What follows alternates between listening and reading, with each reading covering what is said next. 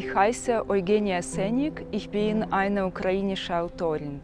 Ich komme aus der Ostukraine und seit August 2021 wohne ich in Basel. Ich bin für mein Masterstudium hergezogen.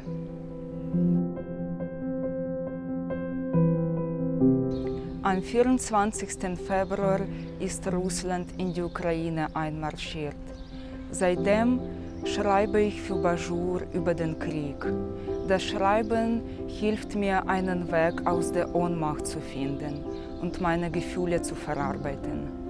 Am 17. Mai lese ich im Literaturhaus aus diesen Texten vor. Die Lesung wird moderiert von Bajur-Chefredaktorin Andrea Vob und ich lade Sie herzlich zu dieser Diskussion ein.